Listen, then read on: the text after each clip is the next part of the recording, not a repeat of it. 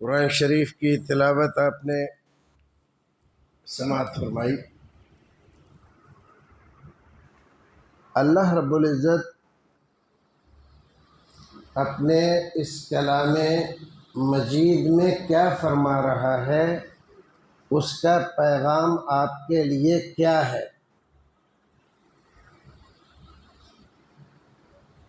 یہ آپ نے جانا، یہ جاننا ہمارے لیے سننے سے زیادہ ضروری ہے۔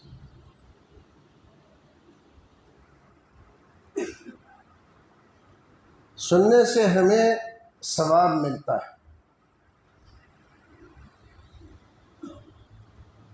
اور یہ اللہ رب العزت کی رحمت ہے، اس کا کرم ہے، اس کا احسان ہے کہ وہ اپنے کلام کی سماعت پر ہمیں ثواب سے نوازتا ہے۔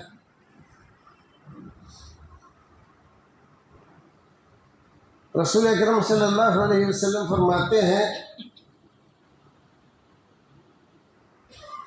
کہ ایک حرف پر 10 نیکی ملتی ہے۔ وَلَا أَقُولُ الف لام میم حرف بل الف حرف ولام حرف ومیم حرف۔ میں یہ نہیں کہتا کہ کوئی آدمی اگر الف لام میم پڑھتا ہے تو اس کو 10 نیکی ملتی ہے اور یہ ایک حرف ہے، نہیں، بلکہ الف ایک حرف ہے، لام ایک حرف ہے اور میم ایک حرف ہے۔ تو الف لام میم پڑھنے پر 30 نیکیاں۔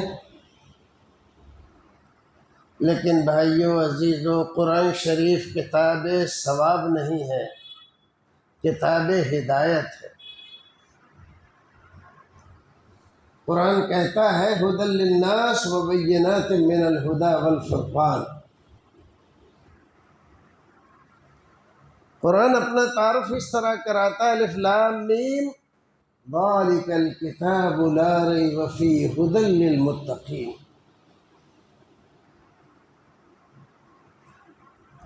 ان ھذا القرآن یہدی للتی ہی اقوم۔ اور اسی طرح کی اور بہت سی آیتیں ہیں۔ کیا کہا اس میں؟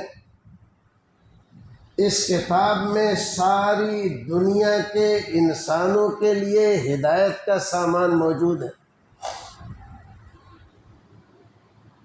دوسری آیت میں فرمایا کہ اس قرآن شریف میں اس کے کسی بھی ایک لفظ میں، اس کے معنی و مطلب میں شک و شبہ کی گنجائش نہیں ہے۔ یہ اللہ رب العزت کا کلام ہے اور حضرت جبریل کے ذریعے محمد رسول اللہ پر اتارا گیا ہے، اور اس کے اندر تقوی والوں کے لیے ہدایت کا سامان ہے۔ اور ایک اور آیت میں فرمایا گیا یہ کتاب ہی، یعنی قرآن ہی صرف ایک ایسی کتاب ہے جو نہایت ہی بہتر، سیدھی اور سچی راہ انسان کو دکھاتا ہے، اس کے علاوہ کوئی کتاب نہیں ہے۔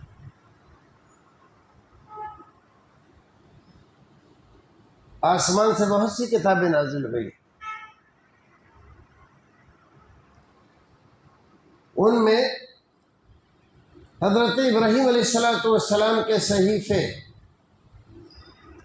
حضرت موسیٰ علیہ السلام کے صحیفے، صحف ابراہیم و موسیٰ،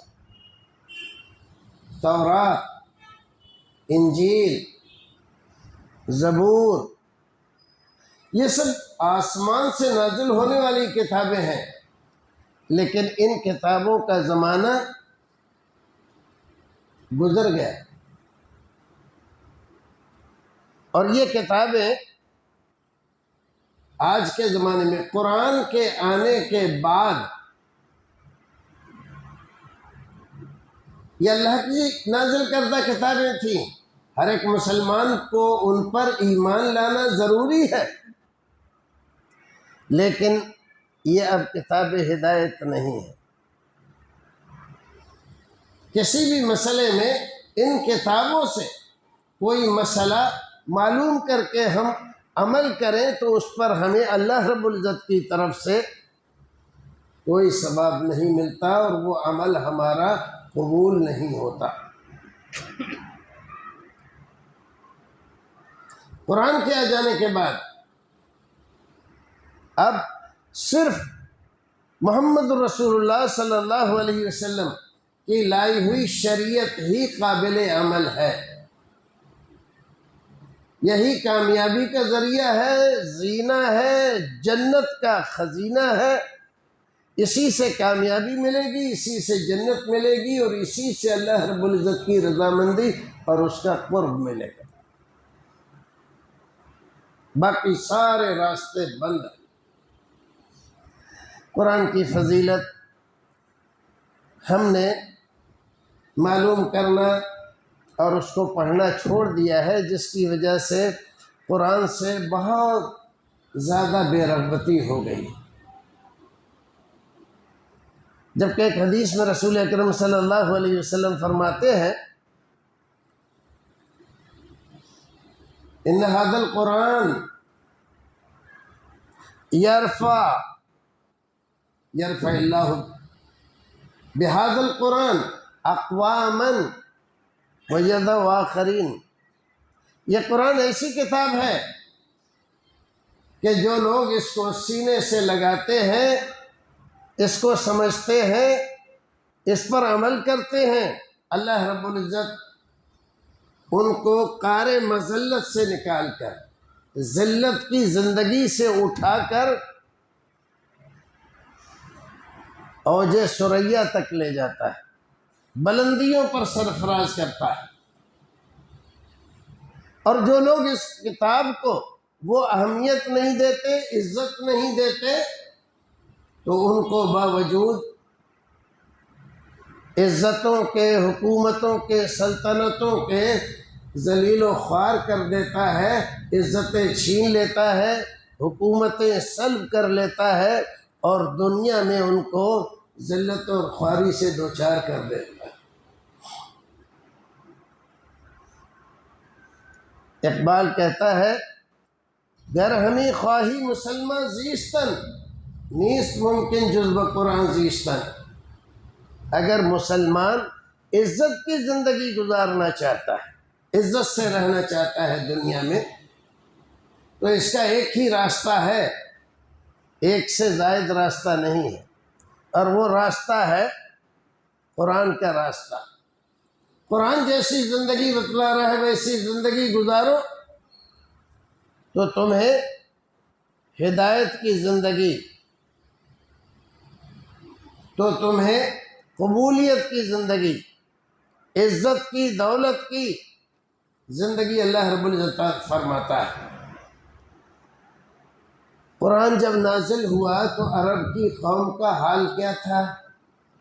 طوائف الملوکی تھی اور کوئی ان کا بادشاہ نہیں تھا، آپس میں لڑتے جھگڑتے رہتے تھے، دنیا میں ان کی کوئی بھی حیثیت نہیں تھی۔ قرآن آیا، انہوں نے پڑھا، اس کو دل سے لگایا، اس پر عمل کیا، پھر کیا ہوا؟ رسول اکرم کی زندگی میں 10 سال کی زندگی، ہجرت کے بعد کی زندگی، سارے عرب پر اسلام کی حکومت ہو گئی، مسلمانوں کی، اور آپ دنیا سے چلے گئے۔ حضرت ابوبکر صدیق، عمر فاروق، ان کی زندگیوں میں زمانہ خلافت میں مسلمانوں نے شام فتح کیا، بیت المقدس فتح کیا، فلسطین فتح کیا، عراق فتح کیا، مصر فتح کیا، حضرت عثمان غنی رضی اللہ تعالیٰ عنہ کے زمانے میں اقصائے مصر تک، اقصائے افریقہ تک مسلمان چلے گئے، اور حضرت معاویہ رضی اللہ تعالیٰ عنہ کے زمانے میں مسلمانوں نے اس زمانے میں سب سے زیادہ ترقی یافتہ بحری بیڑا تیار کیا، چند سالوں کے اندر۔ کہاں؟ مغرب ہے، اندلس میں۔ یہ کون تھے؟ بنو امیہ کے لوگ تھے۔ جب بنو عباسیہ نے ان کو یہاں پر جینا دوبھر کر دیا تو یہ لوگ یہاں سے چلے گئے۔ کہاں؟ اندلس، مغرب میں، یورپ میں۔ اور طارق بن زیاد نے اندلس کے سمندر کے کنارے کھڑے ہو کر کہا کہ اللہ، مجھے یہ نہیں معلوم کہ سمندر کے آگے بھی کوئی دنیا ہے، وہاں پر بھی تیرے بندے رہتے ہیں، اگر مجھے معلوم ہو تو میں اپنے ساتھیوں کو لے کر اپنی کشتیوں میں بیٹھ کر وہاں بھی تیرا پیغام پہنچانے کے لیے جاؤں۔ آپ اندازہ لگا سکتے ہیں یہ ترقی، یہ عروج، یہ عزت، یہ دولت، یہ سطوت، یہ سلطنت، قیصر و کسریٰ جو اس زمانے کے امریکہ اور رشیا تھے، مسلمانوں نے حضرت عمر فاروق کے زمانے میں ان کو فتح کر لیا تھا، اور ان کے تاج مسلمانوں کے پیروں میں لڑکتے پھر رہے تھے۔ لیکن پھر اسلام عجم میں آیا، ہندوستان میں آیا، اللہ رب العزت نے کرم فرمایا، کچھ کم 10,000 سال مسلمانوں میں یا ہندوستان میں حکومت کی، لیکن قرآن کی ناقدری کی۔ قرآن پڑھا تو کچھ لوگوں نے، لیکن اس کو سمجھنے کی کوشش نہیں کی، بچوں کو نہیں سکھایا، تو وہ جانتے ہی نہیں تھے کہ اسلام ہے کیا۔ آج دیکھو زمانے کی یادگاریں ہمارے سامنے موجود ہیں، بڑے بڑے مزار، بڑے بڑے آستانے، بڑی بڑی درگاہیں، اللہ کو چھوڑ کر لوگ انہی سے سب کچھ مانگتے تھے۔ نتیجہ کیا ہوا کہ اللہ رب العزت نے ایسی حکومت اتنے لمبے عرصے تک دینے کے بعد جب یہاں کے لوگوں میں طاقت نہیں دیکھی تو باہر سے، یورپ سے، برطانیہ سے ایک قوم کو تاجروں کے بھیس میں لایا اور مسلمانوں کی حکومت ایک ایک کر کے سب چھین لی، اور 200 سال تک یہاں حکومت کر کے چلے گئے۔ دیکھ رہے ہیں آپ، کیا یہ تعجب کی بات نہیں ہے؟ اگر ہمارا کوئی دوست امریکہ سے ہمیں کوئی خط بھیجے اور ہمیں انگلش نہیں آتی تو ہم کیا کرتے ہیں؟ اس کو چومتے ہیں، آنکھوں سے لگاتے ہیں، دل سے لگاتے ہیں، اچھا سا جردان سلواتے ہیں، اور پھر اس میں لپیٹ کے اوپر رکھ دیتے ہیں کہ ہمارا جب دوست آئے گا تو اسے بتائیں گے کہ ہم نے آپ کے خط کو کتنی احترام سے عطر میں بسا کر، خوشبو میں بسا کر رکھا ہوا ہے۔ ایسا کرتا ہے کوئی؟ کیا کوئی کرتا ہے؟ نہیں کرتا۔ لیکن مسلمان یہ سب کچھ کر رہے ہیں اس کائنات کی سب سے عظیم کتاب کے ساتھ، اللہ رب العزت کے سب سے پیارے پیغام کے ساتھ۔ یہ اس کا پیغام ہے، یہ اس کا خط ہے بندوں کے نام۔ ذالک الکتاب لا ریب فیہ ھدی للمتقین۔ تو یہ تو ہمیں یقین ہے نا کہ ایک دن اللہ رب العزت کے سامنے ہمیں حاضر ہونا ہے، حساب کتاب دینا ہے۔ اور ذرا تصور کرو کہ رسول اکرم صلی اللہ علیہ وسلم قیامت میں حاضر ہو اور اللہ رب العزت کا دربار لگا ہوا ہو۔ عدالت کس کی ہے؟ اللہ رب العزت کی۔ اور ہمارے خلاف وکیل کون ہے؟ محمد رسول اللہ۔ استغاثہ دائر کیا جا رہا ہے، یا ربی ان قومی اتخذوا هذا القرآن مہجورا، اے میرے رب یہ ہیں میری قوم کے لوگ، ان لوگوں نے تیرے بھیجے ہوئے پیغام کے ساتھ یہ سلوک کیا تھا کہ اس کو خوشبو میں بسا کر، جزدان میں لپیٹ کر اور گھر کے سب سے اونچے مقام پر رکھ دیا تھا۔ اتخذوا هذا القرآن مہجورا، یہ اس کو پڑھتے نہیں تھے، بچوں کو پڑھاتے نہیں تھے، سمجھتے نہیں تھے، سمجھاتے نہیں تھے۔ پھر کیا کرتے تھے؟ یہ کرتے تھے کہ کبھی لڑائی جھگڑا ہو جاتا تو تیرے کلام پاک کی قسم کھاتے تھے۔ اور کیا کرتے تھے؟ کوئی بیمار ہو جاتا تھا تو اس کلام پاک کی ہوا لگا دیا کرتے تھے کہ شفا مل جائے۔ اور کیا کرتے تھے؟ اور یہ کرتے تھے کہ اگر کسی آدمی کا آخری وقت ہو اور دم نہ نکل رہا ہو تو اس کے سرہانے بیٹھ کر یاسین پڑھوا دیتے تھے تاکہ جلدی مر جائے۔ اللہ رب العزت نے کتاب بھیجی زندہ رہنے کے لیے، کتاب زندگی بنا کر اس کو بھیجا، ہم نے اس کو کتاب الموت بنا دیا۔ کتنا دردناک اور سنگین ہمارا رویہ ہے قرآن شریف کے ساتھ۔ اللہ رب العزت ہمارے حالوں پر رحم فرمائے۔ آج کے حصے میں قرآن شریف میں جو کچھ بھی ذکر کیا گیا، بات تو بہت لمبی ہے، لیکن میں صرف قرآن شریف کا جو مقدمہ ہے، دیباچہ ہے، پیش لفظ ہے، جس کو ہم فاتحہ کے نام سے جانتے ہیں۔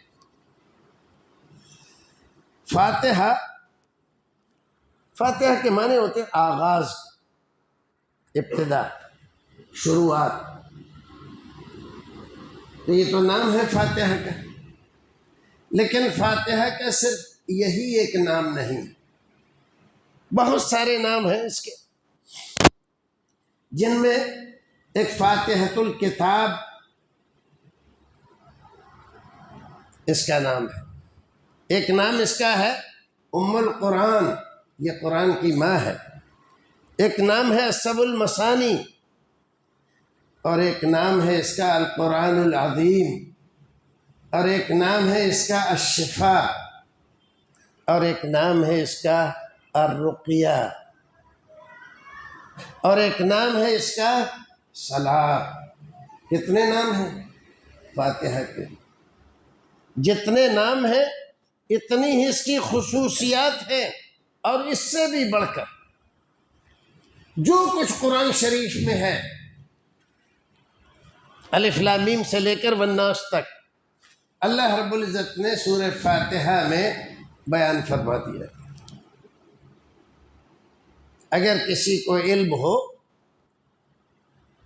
اور قرآن شریف میں گھسے، پڑھے، مطالعہ کرے، بار بار کرے، تب وہ اس نتیجے پر پہنچے گا کہ جو کچھ قرآن شریف میں اللہ رب العزت نے کہیں بھی کسی بھی آیت میں کچھ بیان کیا ہے تو وہ بات اللہ رب العزت نے فاتحہ میں بھی بیان کر دی۔ یہ میں نہیں، اسلام کا بہت بڑا مجدد علامہ ابن تیمیہ رحمۃ اللہ علیہ فرماتے ہیں کہ جو کچھ پورے قرآن میں ہے وہ اللہ رب العزت نے فاتحہ میں ذکر کر دی۔ اس کا نام ایک صلاۃ ہے، صلاۃ اس لیے کہ اللہ رب العزت نے اسی کے اوپر نماز کی قبولیت کو منحصر رکھا ہے۔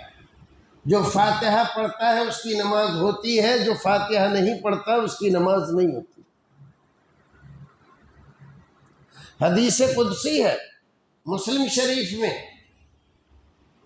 اللہ رب العزت کہتا ہے قسمت الصلاۃ بینی و بین عبدی نصفین، میں نے نماز کو اپنے اور اپنے بندے کے درمیان آدھا آدھا تقسیم کر دیا ہے۔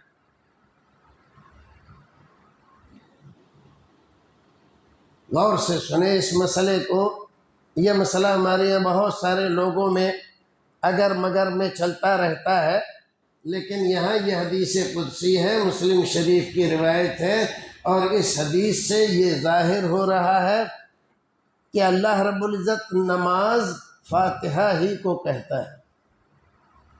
فرمایا قسمت الصلاۃ بینی و بین عبدی نصفین، میں نے آدھا آدھا نماز کو اپنے اور اپنے بندے کے درمیان تقسیم کر دیا ہے۔ پھر اس کی تشریح فرمائی کیسے؟ جب بندہ کہتا ہے الحمدللہ رب العالمین، تو اللہ رب العزت کہتا ہے حمدنی عبدی، میرے بندے نے میری حمد و ثنا بیان کی۔ جب وہ کہتا ہے الرحمن الرحیم، تو اللہ رب العزت کہتا ہے مجدنی عبدی، میرے بندے نے میری تمجید بیان کی۔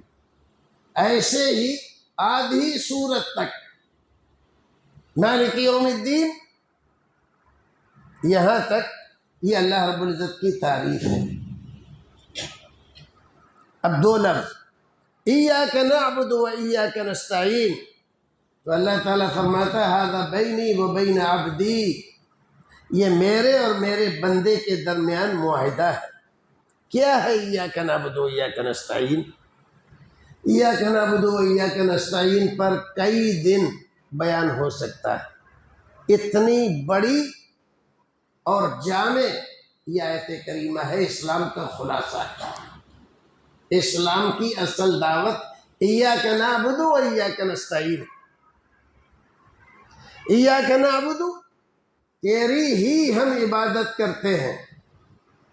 اس کو عربی میں یوں بھی کہا جا سکتا تھا نعبدک، ہم تیری عبادت کرتے ہیں، نعبد ایاک، یہ بھی کہہ سکتے، لیکن ایسے نہیں کہا۔ جملے کی ترتیب اللہ رب العزت نے بدل دی۔ کیا کہا؟ ایاک نعبد، نعبد پہلے نہیں رکھا، بعد میں۔ کس لیے؟ عربی کا قاعدہ ہے تاخیر ما حقہ تقدیم،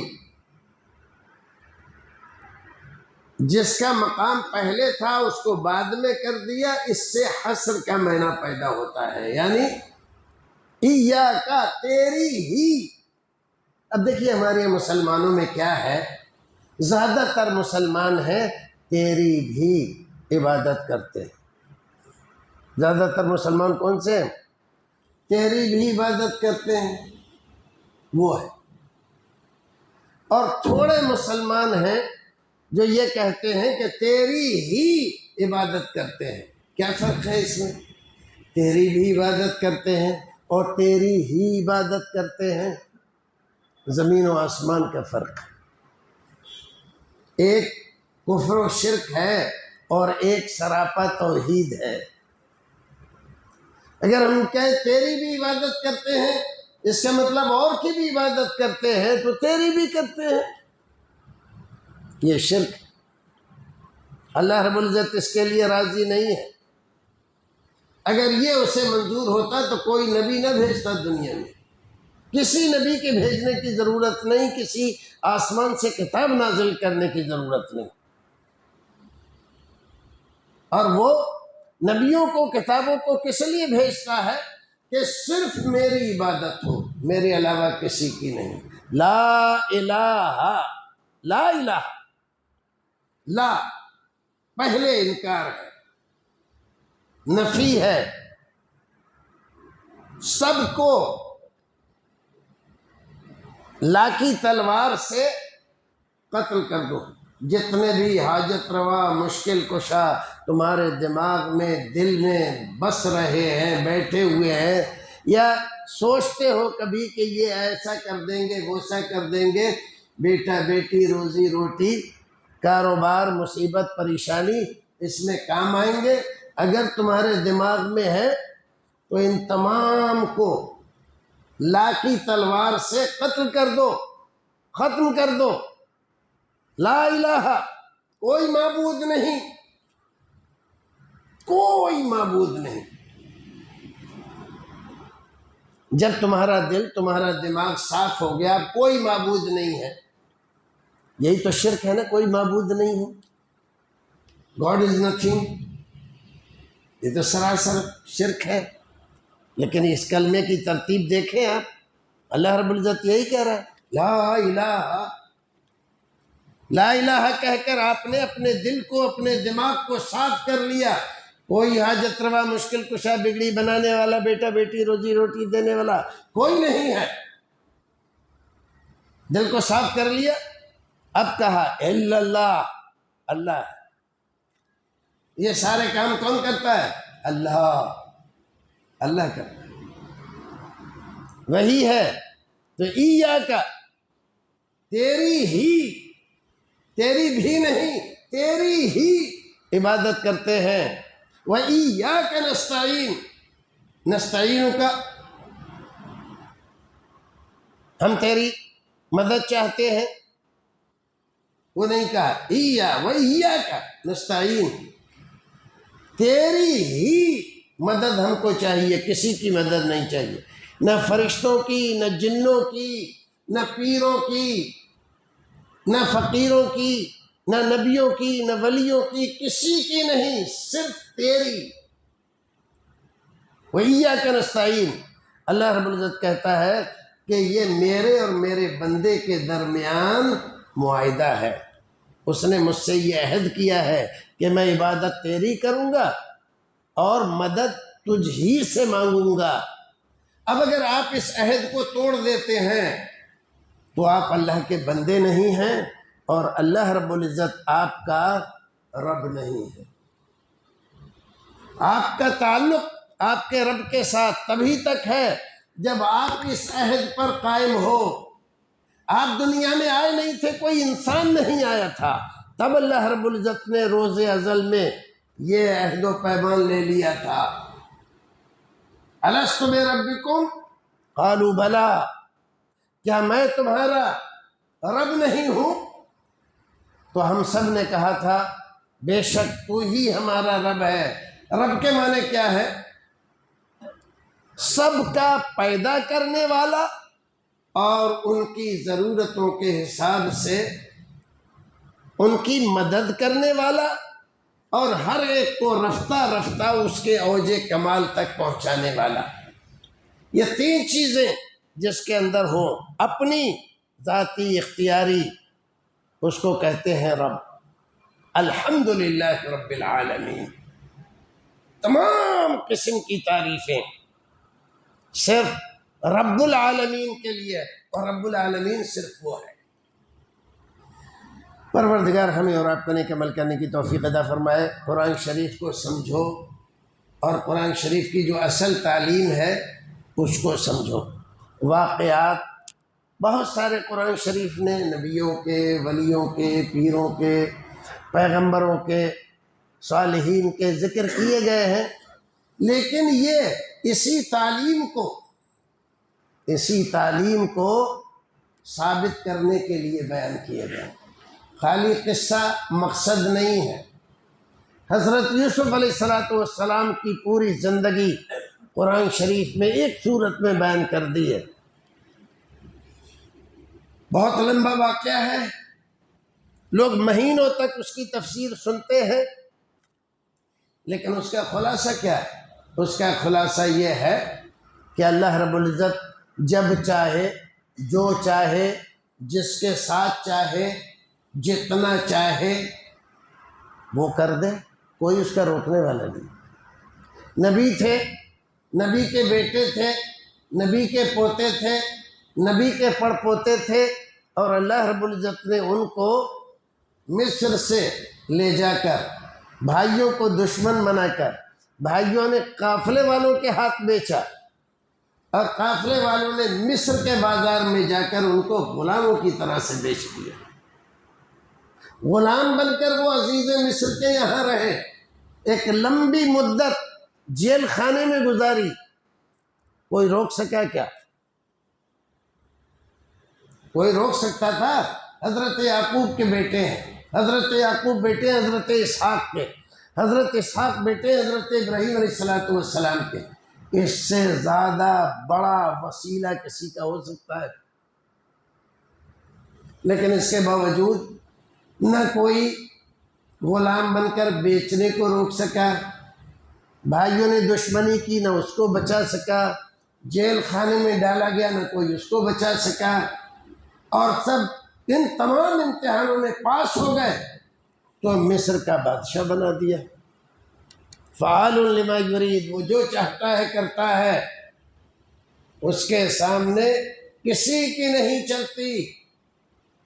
نبیوں کو چاہے تو غلام بنا کر بکوا دے، اور فقیروں کو اٹھائے تو تاج و تخت شاہی عطا کر کے ان کو بادشاہ بنا دے۔ مالک ہے اپنی مرضی کا، اس کی مرضی میں کوئی دخل نہیں دے سکتا۔ توحید ہی اصل اسلام ہے، اور توحید ہی وہ چیز ہے جس سے آدمی کا ایمان باقی رہتا ہے۔ توحید اگر نہیں ہے تو کچھ بھی نہیں ہے۔ ہمارے بہت سارے بھائی ہیں جو ادھر ادھر بہت محنت کرتے ہیں، پیسہ بھی لگاتے ہیں اور محنت بھی بہت کرتے ہیں، لیکن توحید نہیں بیچاروں کے پاس، تو سب کچھ اکارت چلا جاتا ہے، بیکار۔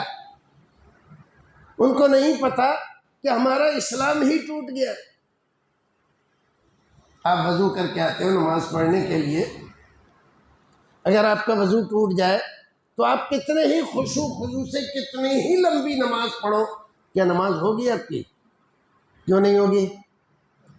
اس لیے کہ نماز کے لیے وضو شرط ہے، اور وضو ٹوٹ گیا تو اب نماز کہاں سے ہو جائے گی؟ تو ایسے ہی کسی عمل کے قبول ہونے کے لیے توحید شرط ہے، اور توحید ٹوٹ گئی ہے۔ توحید ٹوٹ گئی تو کوئی عمل اب آپ کا قبول نہیں ہوتا۔ تو توحید کو مضبوط پکڑے رہنا یہ ہمارے لیے ضروری ہے۔ یاد رکھو، کسی بچے کے ہاتھ میں ہمارے کڑا، دھاگا، تعویذ، گنڈا، بچے کے، بچی کے، اس کے ماں کے ہمارے گھر میں ہرگز نہیں ہونا چاہیے۔ اگر ہے تو آج ہی اس کو توڑو۔ یہ بدعقیدگی ہے، اندھ وشواس ہے، یہ لا الہ الا اللہ کے مخالفت ہے، یہ اسلام کے خلاف ہے، یہ رسول اکرم کی لائی ہوئی تعلیمات کے خلاف ہے۔ اللہ رب العزت ہمیں اور آپ کو نیک عمل کرنے کی توفیق عطا فرمائے۔